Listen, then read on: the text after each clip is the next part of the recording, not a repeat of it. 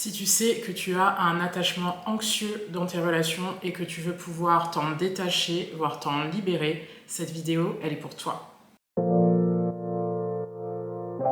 Ici Eulalie et tu écoutes Mutation Amoureuse, le podcast pour te permettre de créer de la clarté autour du fonctionnement des relations et transformer les tiennes, un épisode après l'autre. Je suis ravie de te retrouver pour ce 14e épisode où on va parler attachement anxieux et ça va être quelque chose de bien deep, d'accord? Donc déjà pourquoi? Parce que c'est l'attachement que je maîtrise le plus, c'est celui que j'ai apaisé chez moi-même, sur lequel je continue de travailler et sur lequel je peux du coup t'apporter le maximum de précision en comparaison avec toute la vulgarisation qui t'est faite sur les réseaux sociaux ou sur plein de plateformes concernant ce style d'attachement. J'avais vraiment envie de t'apporter quelque chose de quali, de précis, qui va te donner une première piste pour te permettre d'aborder un chemin de transformation vis-à-vis de ce style d'attachement. Et j'utilise pas le mot guérison à escient et je t'expliquerai ensuite pourquoi. Mais du coup, voilà, le but de cet épisode, c'est vraiment de venir mettre de la clarté, c'est vraiment de venir te donner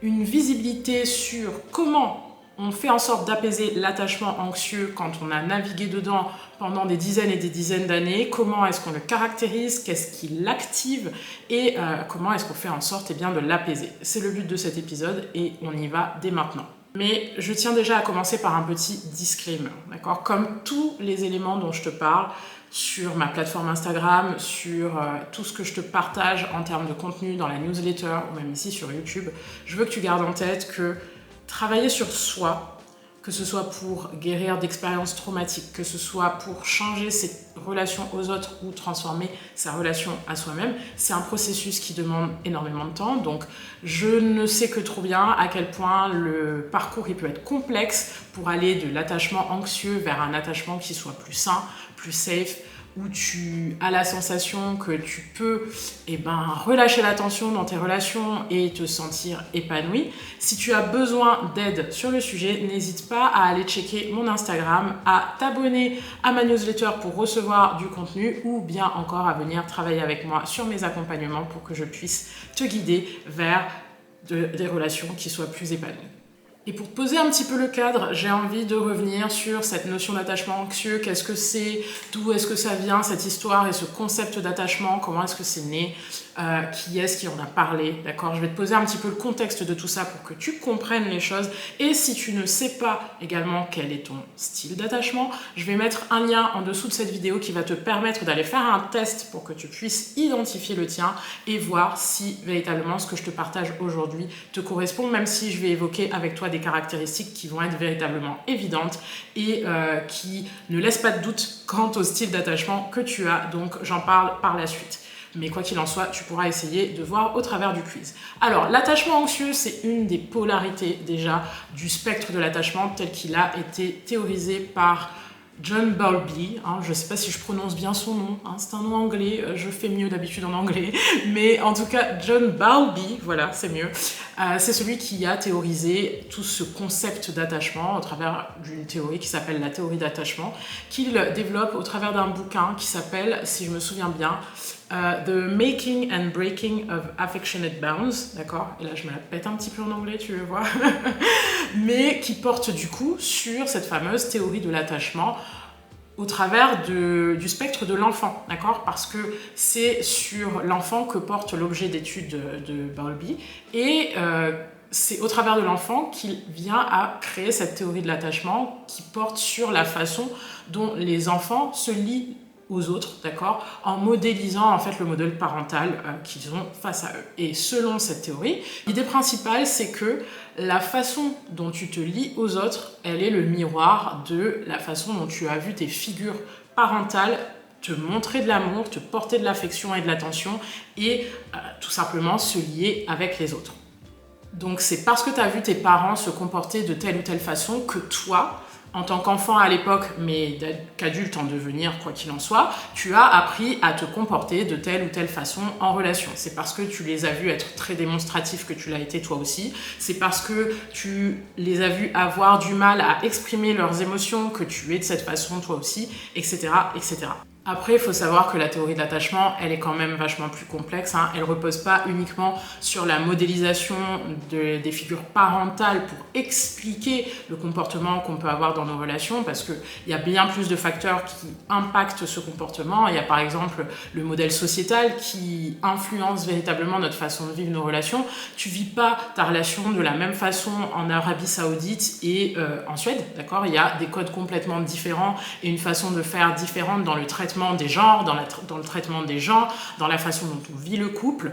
Donc il y a déjà ça, il y a également un patrimoine génétique qu'on reçoit et qui influence notre façon de vivre nos relations. Il y a le conditionnement qui est lié également à nos premières expériences et qui rectifie un petit peu le tir de ce que l'on a pu voir se faire dans le cercle familial. Donc il y a bien plus d'éléments qui entrent en ligne de compte pour pouvoir impacter ta façon de vivre tes relations. Cela dit, ce qu'il y a de vraiment probant dans cette théorie de l'attachement, c'est vraiment cette idée que si tu as eu des parents qui t'ont démontré de l'amour de façon constante, qui ont été attentifs à ton bien-être émotionnel, qui t'ont permis de te sentir bien en tant qu'individu et qui ont été constamment présents au fil de ton évolution, tu auras cette faculté et cette confiance dans l'autre et dans sa façon de se lier à toi qui va être assez naturelle et assez évidente. Par contre, si tu as été avec des parents dont l'attention était inconstante, dont la façon de te démontrer de l'amour était aléatoire et dont tu as toujours plus ou moins douté, et qui du coup ont créé un rapport à l'intimité qui est plus ou moins fluctuant, aléatoire, inconstant et insécurisant, eh bien tu vas le modeler aussi dans tes relations interpersonnelles. Et je dis bien relations interpersonnelles parce que ça touche pas que le couple, ça va toucher aussi le cercle amical, ça va toucher les relations que tu vas lier au travail. Bref, toutes les sphères où tu auras à créer du lien avec les autres vont être impactées par ton style d'attachement. Et du coup, selon cette théorie, les personnes qui ont un attachement anxieux, ce sont des personnes qui ont eu affaire à des parents qui ont été quand même assez, non pas évitants, mais indisponibles ou négligents, à des parents dont la façon de montrer de l'amour était soit très aléatoire, soit conditionnelle. Tu peux, par exemple, avoir eu des parents qui te montraient de l'affection que parce que tu réussissais à l'école, et du coup, pour toi, le fait d'avoir de l'amour ou de recevoir de l'amour est lié à une forme de performance. Et du coup, les 20% de la population adulte environ qui ont ce style d'attachement, l'attachement anxieux, pensent que l'amour, inconsciemment, évidemment, ils ne sont pas en train de se balader en ayant ces pensées-là de manière consciente, mais inconsciemment, ces personnes-là pensent que l'amour est lié à cette inconstance et ont un besoin très récurrent et très fort d'être rassurées dans le cadre de leur relation. Du coup, elles vont aussi être attirées principalement par des personnes qui représentent un petit peu le modèle parental, donc des personnes dont l'attention elle est très aléatoire,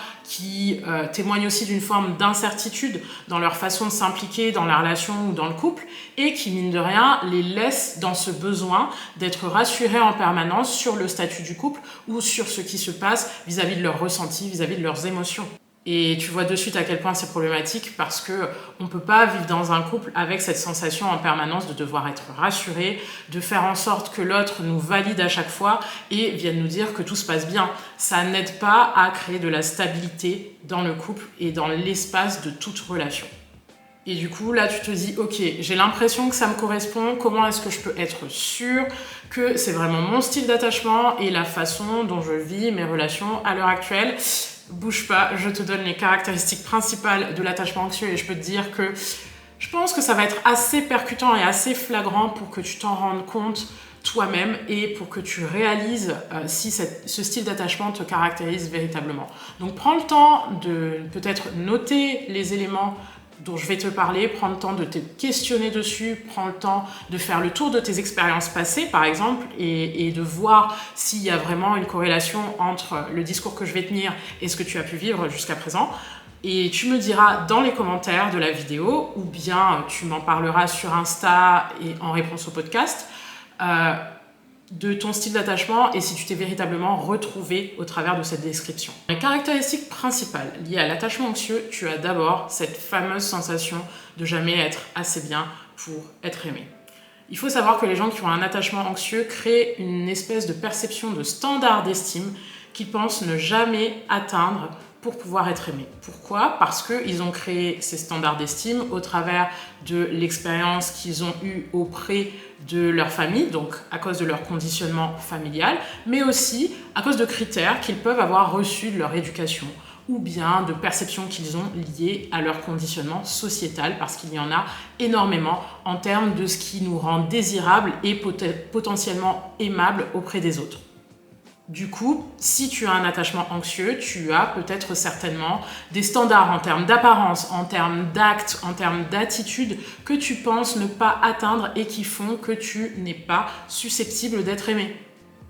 Sauf que petit putain de spoiler, à partir du moment où tu es un être vivant sur cette planète, eh ben, tu as le droit à l'amour comme tout le monde. Je pense pas qu'au moment où tu es né et que tu avais 2 jours par exemple, on s'est dit que tu avais besoin de remplir tel ou tel critère pour que tu sois aimé. Je ne pense pas que tes parents l'aient pensé ainsi et tu n'es rien de plus à l'heure actuelle, même si tu as 30, 35, 40, 50 ans, tu n'es rien de plus que l'extension de cet enfant qui est né un jour et qui est arrivé sur cette planète avec le besoin, la nécessité d'être aimé comme tout le monde.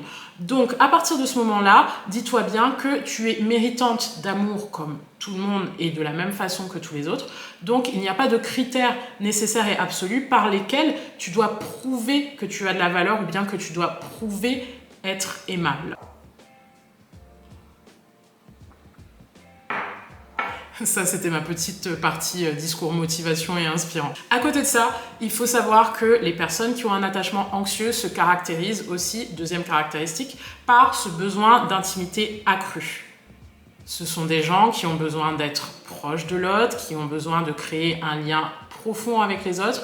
Pourquoi ? Parce que ça les rassure, ça leur donne une sensation de contrôle que de créer une relation intimiste à l'autre, qui sont capables de mieux appréhender, qui sont capables de mieux comprendre et du coup, par conséquent, qu'ils sont capables de véritablement maîtriser. Tu vois, c'est ça en fait le but. Et du coup, non seulement il y a ce besoin d'intimité qui est vraiment fort, mais il y a aussi cette impression de s'investir plus que l'autre parce que on rentre vraiment dans la relation, il y a une intensité émotionnelle qui se déploie naturellement et finalement ces personnes-là ont la sensation que leur vie amoureuse, elle prend un petit peu le dessus sur tout ce qu'elles peuvent vivre au quotidien. Troisième élément important qui te laisse percevoir que tu as un attachement anxieux, c'est justement cette fameuse anxiété. C'est-à-dire que la relation est véritablement une source de préoccupation dans ta vie de tous les jours et que c'est pas nécessairement quelque chose qui fait que tu te sens apaisé. Les personnes qui ont un style d'attachement anxieux ont généralement des pensées qui tournent en boucle sur leur relation, sur leur perception de l'autre, sur leur incertitude liée au couple, qui font qu'elles ne sont jamais véritablement sereines dans l'espace du couple. Et ces pensées incessantes, elles ont tendance, comme je le disais un peu avant, à parasiter le reste de leur vie en fait.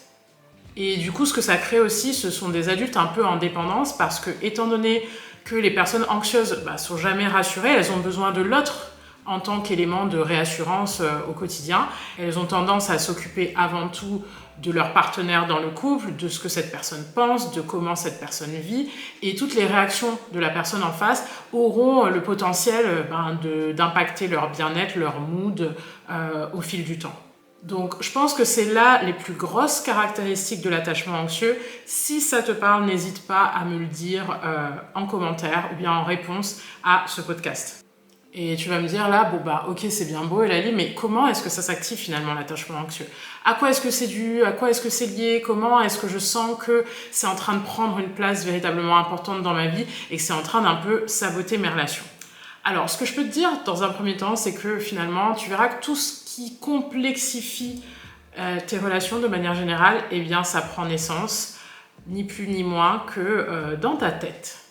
Parce que souvent, quand on a un attachement anxieux, c'est pas la relation en tant que telle qui dysfonctionne.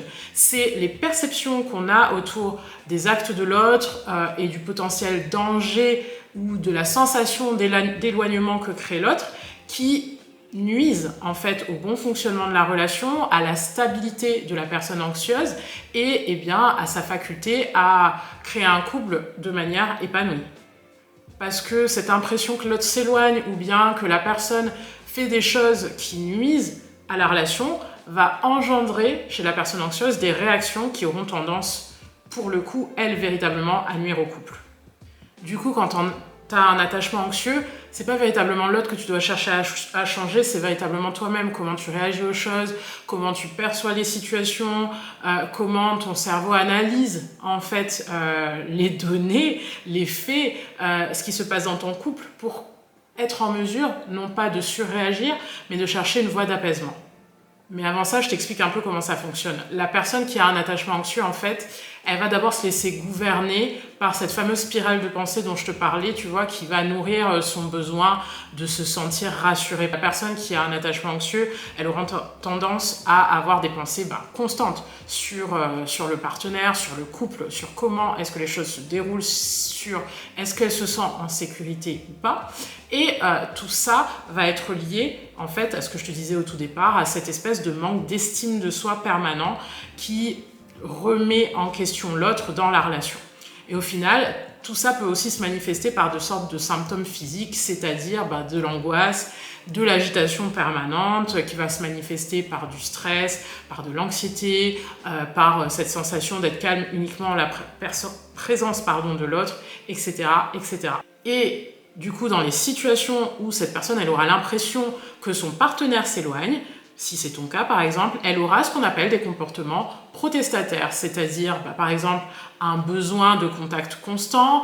Quand elle sentira qu'il y aura un problème, elle aura tendance par exemple, peut-être que ça t'est arrivé, d'harceler l'autre, elle aura tendance à harceler l'autre au téléphone.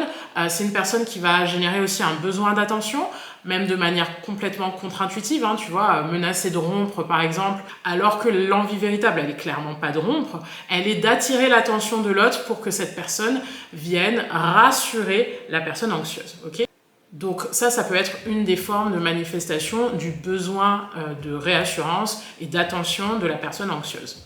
Ensuite, un autre type de comportement protestataire, ça peut être l'hostilité, tu vois, créer des conflits, encore une fois, pour pouvoir chercher à déceler si la personne face à soi est investie dans la relation, cherche à apaiser les situations, cherche à recréer un climat de confiance. Il y a aussi une forme d'agacement face à des émotions qui sont dérégulées en permanence, et il peut y avoir potentiellement de la manipulation pour chercher à ce que l'autre soit présent, soit investi et créer encore plus de liens au sein du couple.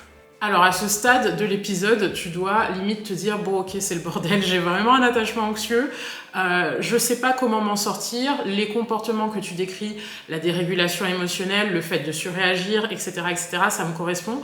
Comment est-ce que je fais pour apaiser tout ça ? Je tiens déjà à te dire que j'ai pas envie que tu prennes une position de victime ou que j'ai pas envie que tu prennes la position de quelqu'un qui va jamais s'en sortir ou qui vit quelque chose de dramatique. Il y a aussi une vraie beauté à avoir ce genre d'attachement, c'est-à-dire que tu es quand même une personne qui tient à créer des liens qualitatifs avec les autres, qui s'investit dans les relations, qu'elles soient de couple ou autres, et tu as une tendance quand même à générer de l'intimité avec tes partenaires. Donc il faut aussi que tu vois la beauté de ce que tu es capable de créer. Tu te soucies vraiment des autres, tu es en mesure de créer des relations enrichissantes, mais si tu regardes cette vidéo à l'heure actuelle, il y a fortement à parier que tu es aussi dans une dynamique où tu sabotes énormément les choses et que tu as envie de changer cette dynamique-là. Du coup, j'ai envie de te donner des pistes pour que tu apprennes à transformer ton style d'attachement. Et je dis bien apprendre, et j'utilise pas le vocabulaire de la guérison dans cette vidéo, je vais t'expliquer pourquoi. Parce que quand tu sors d'un style d'attachement pour aller vers un autre, je pense qu'il y a véritablement non pas une notion de guérison à approcher, parce que tu n'es pas malade, d'accord ? Tu apprends juste à agir différemment dans le cadre de tes relations. Donc c'est non pas un processus de guérison, tu vas pas prendre de médicaments, tu vas pas aller voir un médecin, mais tu vas venir en fait apprendre, c'est-à-dire mettre en œuvre de nouvelles compétences et de nouveaux comportements pour te permettre de te sentir mieux dans tes relations. Tu vas par exemple apprendre à réguler tes émotions, tu vas apprendre à réagir différemment et tu vas apprendre à voir les choses sous un nouvel angle pour calmer tes pensées anxieuses. Donc c'est un peu un processus d'apprentissage, comme si tu allais à l'école des relations et que tu faisais les choses différemment que ce que tu as pu faire jusqu'à présent. Donc d'ores et déjà, pour poser un cadre, il y a des choses que je t'invite à absolument ne plus faire. Tu n'es plus là pour te faire aimer sur la base d'une performance. C'est-à-dire que Tu n'as rien à faire de plus ou de moins que ce que tu fais à l'heure actuelle pour faire en sorte que les autres t'aiment. Tu peux, et là je mets une parenthèse, mettre en place des choses qui feront que tu t'aimes toi davantage, d'accord, indépendamment de tous les gens qu'il y a autour de toi. Par contre, dis-toi bien que si à l'heure actuelle tu es satisfaite de la personne que tu es et satisfaite ou satisfait de la vie que tu mènes, il n'y a absolument rien de plus que tu aies à faire pour faire en sorte d'être aimé par quelqu'un d'autre. Et je pense que c'est déjà arrivé à n'importe qui de fréquenter quelqu'un et de se dire bon ben voilà, il faut que je sois tel ou tel type de personne pour être sûr de plaire à ce mec-là ou à cette nana-là, pour être sûr et d'être choisi par cette personne. Sauf que c'est totalement de la façon inverse qu'il faut prendre les choses. C'est-à-dire que tu es tel que tu es à l'heure actuelle, d'accord ? Tu n'as pas nécessairement besoin de changer. Est-ce que la personne qui te voit t'accepte tel que tu es et se sent bien avec toi et n'a pas envie de venir t'apposer une nouvelle identité ou influencer la façon dont toi tu te comportes et qui te convient, qui te correspond. Deuxième chose à ne pas faire, qui est forcément corrélée à la première, c'est de ne pas chercher à faire en sorte d'être aimé. Ça ne sert strictement à rien. Chercher la validation d'une personne que tu aurais mis sur un piédestal, dont tu essaies d'obtenir de l'amour ou de garder de l'amour, ça ne sert strictement à rien. Parce que c'est quand tu tombes sur quelqu'un avec qui ça clique profondément que tu n'as pas à te poser de questions. Cette personne-là, tu n'auras pas besoin de te questionner sur est-ce qu'elle va rester véritablement ou pas dans ta life, tu n'auras pas besoin d'user de techniques pour faire en sorte qu'elle reste, elle aura juste envie d'être là parce qu'elle apprécie qui tu es. Elle aura envie de construire quelque chose avec toi et elle n'aura pas envie d'aller où que ce soit ailleurs en fait. Donc concentre-toi sur le fait de créer des connexions véritables plutôt que de venir nourrir cette idée qu'il faut que tu performes pour être avec quelqu'un. Et pour finir, dernier élément qui est essentiel et qu'il ne faut plus faire, c'est de courir après un idéal. Moi, j'estime qu'un crush que tu as au départ, c'est ni plus ni moins qu'une espèce de vide d'informations à combler. C'est-à-dire que quand tu rencontres quelqu'un que tu ne connais absolument pas ni d'Ève ni d'Adam, cette personne, même si tu l'idéalises, même si elle peut avoir un discours qui te plaît ou une image qui te semble correspondre à ce dont tu as besoin par rapport à, je sais pas, ce que tu peux voir d'elle sur les réseaux sociaux ou ce que tes amis ont pu t'en dire, eh bien, dis-toi bien que cette personne, il faut que tu la fréquentes et il faut qu'elle ait été dans ton cercle un certain temps pour que tu puisses considérer que c'est quelqu'un qui te correspond. Donc ton crush, c'est vraiment un vide d'informations à remplir et ni plus ni moins qu'une personne que tu dois découvrir dans un premier temps. Donc arrête de t'emballer trop vite et prends le temps de créer quelque chose de qualitatif avec la personne que tu fais entrer dans ta vie. Et en parallèle, ce que je t'invite à faire pour justement te détacher de ton attachement anxieux va prendre plusieurs formes. La première chose, ça va être d'entrer dans une phase d'observation. J'aimerais que tu te concentres dans un premier temps sur le fait de voir comment ton attachement anxieux se manifeste.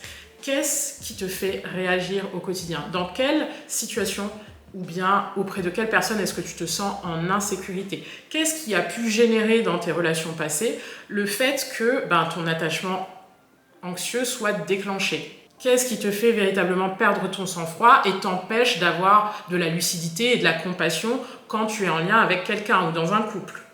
Essaie vraiment de faire l'état des lieux de ces situations-là et de voir comment est-ce que ton attachement anxieux se manifeste. La deuxième phase d'apaisement d'un attachement anxieux, ça va être de gérer différemment à la fois tes pensées et tes réactions.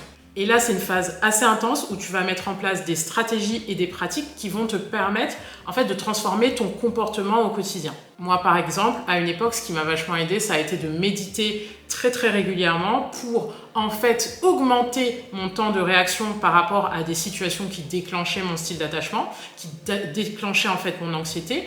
Et du coup, ça me permettait de choisir d'agir différemment en fonction de la situation donnée. Franchement, c'est une partie qui est difficile, c'est une partie qui est vraiment délicate parce que ça va te demander du temps, ça va te demander aussi d'arrêter de te juger parce que tu verras que au tout début ça sera vraiment délicat de créer cette espèce d'espace où tu vas apprendre à faire les choses différemment.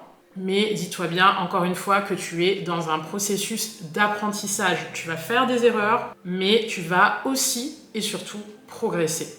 Un gosse qui apprend à marcher, par exemple, il tombe, mais il se relève plein de fois avant que cet automatisme-là soit ancré pour lui. Toi, ça va être exactement la même chose. À partir de là, plus tu avanceras, plus tu mettras des choses en place, plus tu verras que ta façon de réagir sera plus la même, tu verras que tu réagiras plus du tout sur les mêmes choses et que progressivement, ta réactivité, elle va juste diminuer, voire disparaître pour être beaucoup plus stable et posée. Ensuite, troisième élément qui va être important dans ton processus, ça va être de gagner en discernement sur les partenaires que tu vas choisir et de pouvoir être auprès de personnes qui sont en mesure de te rassurer.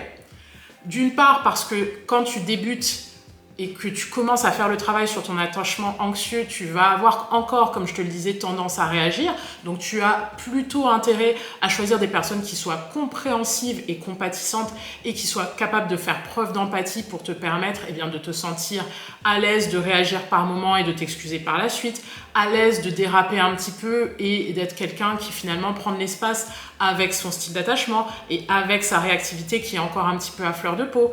Mais il va falloir du coup que tu sois capable de repérer ces personnes-là et de faire en sorte qu'elles entrent dans ton cercle. Enfin, quatrième conseil qui me paraît essentiel, ce que tu vas devoir faire, c'est d'évacuer aussi très rapidement les personnes qui ne sont pas vouées à te soutenir. Les personnes qui, par exemple, ne comprennent pas ta réactivité ou qui ne comprennent pas ton émotionnel et la force qu'il peut avoir, ou encore les personnes qui sont mal à l'aise, par exemple avec le fait d'avoir une véritable intimité et d'aller en profondeur dans la création d'une relation saine. Parce que tu te rendras compte que les gens ont tous leurs petits traumas, leurs petites difficultés, tu vois, à créer du lien avec l'autre. Et certaines personnes, notamment en plus si tu as un attachement anxieux, tu es plus naturellement attiré vers ces personnes-là. Mais tu as des personnes qui ont du mal à créer de l'intimité tout simplement parce qu'elles sont évitantes et que pour elles, l'intimité est un facteur dangereux. L'intimité est synonyme en fait de création d'une situation où ils se sentent mal à l'aise et en insécurité. Donc ces personnes-là, c'est des personnes avec qui tu ne pourras pas fonctionner véritablement sur le long terme, en tout cas pas si elles sont dans une démarche dynamique aussi, elles, d'amélioration. Parce que finalement, tu ne retrouveras pas combler ce besoin que tu as de venir créer une intimité profonde et enrichissante avec l'autre. De manière générale, quand tu as un attachement anxieux, je pense que ce que tu dois comprendre, c'est que tu ne dois plus t'abandonner en fait. Tu ne dois plus t'abandonner au profit de quelqu'un d'autre. Tu ne dois plus laisser l'autre être l'instance de bien-être qu'elle représentait jusqu'à présent dans ta vie, parce que c'est à toi maintenant de prendre soin de ton mental, de prendre soin de tes émotions pour te sentir bien, et non plus de l'externaliser dans l'autre ou dans le couple. Et tu dois faire en sorte, en fait, d'avoir une vie à proprement parler et dans tous les domaines qui soit épanouie, pour sentir que tu n'as plus besoin de dépendre de l'autre pour avoir une forme de stabilité et de sécurité à naviguer dans l'existence. Et ça va véritablement changer la donne pour toi.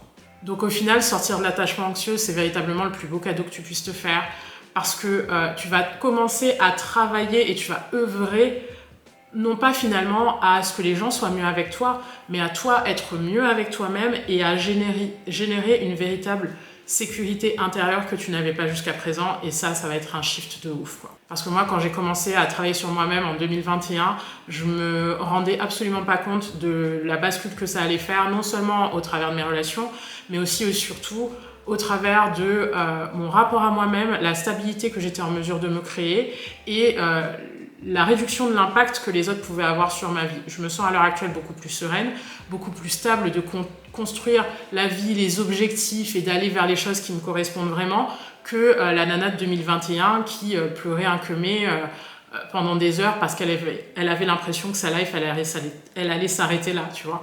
Donc je pense vraiment qu'il y a un bénéfice à travailler sur soi, et si tu veux sortir de ton attachement anxieux, je ne peux que t'encourager à le faire. Parce qu'au final, la clé d'un amour véritable, elle n'est pas dans l'attachement à l'autre, elle est véritablement, comme je te le disais, dans la création d'une connexion qui soit puissante, qui soit profonde et qui fasse sens dans la cohésion en termes de valeurs, en termes de mode de vie, en termes d'aspiration de vie, en termes d'expansion. C'est tout ça qui va venir résonner. C'est pas dans le fait d'avoir quelqu'un qui vienne nous rassurer H24 sur qui on est, sur est-ce qu'on a de la valeur ou pas, ou sur comment on fonctionne. Non, ce qui va venir créer de la force d'un lien, c'est pas l'attachement, c'est la connexion. Et c'est ce vers quoi j'ai envie que tu te tournes. C'est la fin de cet épisode de Mutation amoureuse. J'espère qu'il t'aura plu, j'espère qu'il t'aura permis véritablement de comprendre comment se déployer ton attachement anxieux et quelles sont les clés qui vont te permettre de faire évoluer ton style d'attachement pour aller vers quelque chose de beaucoup plus sain et de beaucoup plus safe. Et si le podcast te plaît et qu'il t'est utile, n'hésite pas à le noter sur tes plateformes d'écoute, à le partager aux personnes qui en auraient besoin. Et si tu visionnes cette vidéo sur YouTube, ce que je vais te demander de faire, ça va être de commenter, de partager également la vidéo et de ne pas hésiter à t'abonner pour pouvoir avoir la suite de mes contenus dès la semaine prochaine. Je te dis à très vite pour le prochain épisode de Mutation amoureuse. Porte-toi bien. Ciao!